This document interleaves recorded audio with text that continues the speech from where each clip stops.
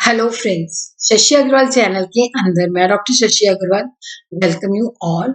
आज का जो हमारा सब्जेक्ट है दैट इज बिजनेस स्टैटिस्टिक्स और मैं आप लोगों के साथ शेयर करने वाली हूँ बिजनेस स्टैटिस्टिक्स का पेपर जो कि रेलेवेंट है for the BBA second semester. तो इसका पीडीएफ जो है that is also available at my app. ये जो पेपर है इसका मैक्सिमम मार्क जो है 60 मार्क्स है। मैक्सिमम ड्यूरेशन जो है 3 आवर्स है। सेक्शन ए के अंदर देयर आर 4 क्वेश्चन। ये पेपर थोड़ा सा मिक्स होता है, कुछ इसके अंदर थ्योरी होती है और कुछ न्यूमेरिकल होते हैं। तो पहला क्वेश्चन जो है सेक्शन ए के अंदर देयर आर 4 क्वेश्चन, जिसमें से आपको 2 क्वेश्चन करने हैं। Each question carries 10 mark. Define the term statistics and discuss its importance in business. तो यहाँ पे आपने स्टैटिस्टिक्स को सिंगुलर एंड प्लूरल वे से डिफाइन करना है। फिर इसके बाद आपने इसका सिग्निफिकेंस या इम्पोर्टेंस जो है बिजनेस के अंदर क्या है वो बतानी है। तो ये एक थ्योरी का क्वेश्चन है। उसके बाद है क्वेश्चन नंबर 2 जो कि 2 पार्ट्स के अंदर डिवाइडेड है। What is dispersion? Discuss briefly various measures of dispersion.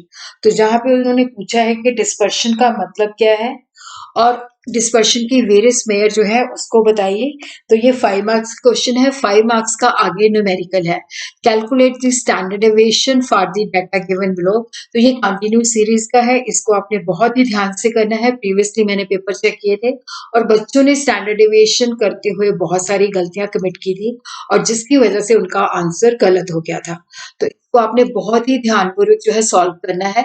इन सबके सोल्यूशन जो है मेरा चैनल आपको प्रोवाइड कर देगा आने वाले 2-3 दिनों के अंदर।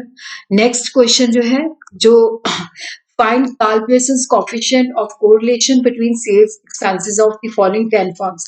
तो यहाँ पे 10 firms दी हुई हैं, सेल जो है बताई हुई है, जैसे 50,000 units, 50,000 units, 55,000, 60,000 unit, 65,000, 65,000 units, 65, 60 and 60,000 units.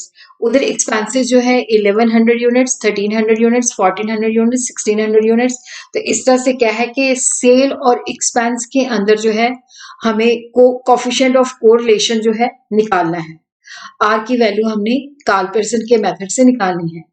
और उसी तरह फोर्थ क्वेश्चन जो है यहाँ पे हम देखते हैं कि 2 क्वेश्चन प्योरली न्यूमेरिकल है, 1.5 क्वेश्चन थ्योरी का है, 2.5 क्वेश्चन 2.5 क्वेश्चन जो है वो न्यूमेरिकल है। तो न्यूमेरिकल जो है आपने बहुत सोच समझ के करने हैं और इसमें काफी सारे बच्चे जो होते हैं मिस्टेक्स कमिट करते हैं। आपने कैलकुलेशन मिस्टेक फार्मूला आपको क्लियर होना चाहिए। तो यहाँ पे देखो इनकम्प्लीट फ्रीक्वेंसी डिस्ट्रीब्यूशन है, ये कंटिन्यू सीरीज दी हुई है।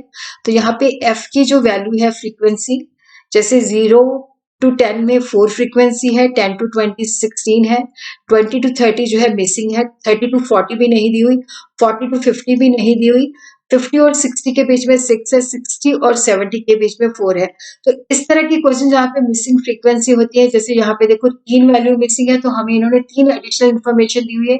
जैसे टोटल फ्रीक्वेंसी हमें बताई हुई है 230 और उसी तरह मीडियन की वैल्यू हमें कैलकुलेट करके दी हुई है 33.5, मोड की वैल्यू हमें 34 दी हुई है और हमने यहाँ से मिसिंग फ्रीक्वेंसी को निकालना है। ये बहुत ही इंपॉर्टेंट क्वेश्चन है, तो इसका भी सोल्यूशन आपको मेरे चैनल के अंदर अवेलेबल हो जाएगा।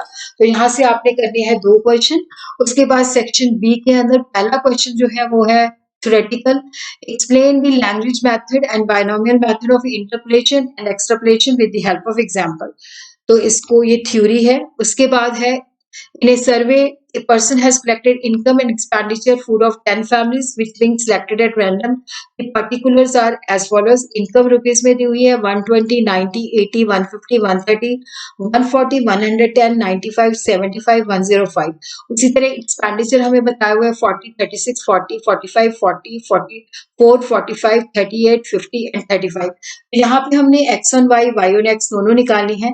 Estimate the food expenditure for income of 125। तो यहाँ पे पहले आपने जो है मतलब और दूसरी तरफ predict income level to meet the food expenditure of 75। तो x on y y on x दोनों निकाल के जो वैल्यू हमने दी हुई है उनके बेसिस पे प्रोडिक्ट कर लेनी है। फिर उसके बाद क्वेश्चन नंबर 7 है जहाँ पे हमने discuss the role of index number. तो ये भी 5 मार्क्स का थ्योरी है और 5 मार्क्स का न्यूमेरिकल है। और उसी तरह calculate the Fisher's price index from the following data। And check whether time reversal test is satisfied और नॉट। तो यहाँ पे फिशर का प्राइस इंडेक्स हमने कैलकुलेट करना है और टाइम रिवर्सल टेस्ट को हमने बताना है। तो यहाँ पे हमें कमोडिटीज दे रखी हैं ABC। तो यहाँ पे हमें बेस ईयर दे रखा है 2008, प्राइस है 32, 30, 16। क्वांटिटी हमें बेस ईयर 2008 की दी हुई है 50, 35, 55। करंट ईयर 2013 की प्राइस जो है 30, 25, 18। क्वांटिटी 50, 40, 50 दी हुई है। तो यहाँ पे हमने फिशर का इंडेक्स कैलकुलेट करना है, साथ में टाइम रिवर्सल टेस्ट को बताना है वो सेटिस्फाई होता है कि नहीं होता है। क्वेश्चन 8 जो है प्योरली न्यूमेरिकल है, calculate seasonal indexes by ratio to moving average method from the following data. तो ये टाइम सीरीज से है। तो यहाँ पे हमें ईयर दे रखे हैं 2009, 10, 11, 12 एंड 13। क्वार्टर हमें 4 दे रखे हैं, first to third fourth. First के अंदर जो वैल्यू है 68, 75, 60, 54, 59। सेकंड के अंदर 62, 58, 63, 59, 55। क्वार्टर 3 के अंदर 63, 56, 67, 56 एंड 58। फोर्थ के अंदर 78, 72, 93, 90 एंड 65। क्वेश्चन सेक्शन सी के अंदर अगेन क्वेश्चन जो है 10 है, जिसके अंदर से हमें ये हर एक क्वेश्चन जो है 2 मार्क्स का है। Why standard deviation is prefer to mean deviation. तो हमने बताना है कि स्टैंडर्ड डेविएशन क्यों मीन डेविएशन से बेटर है।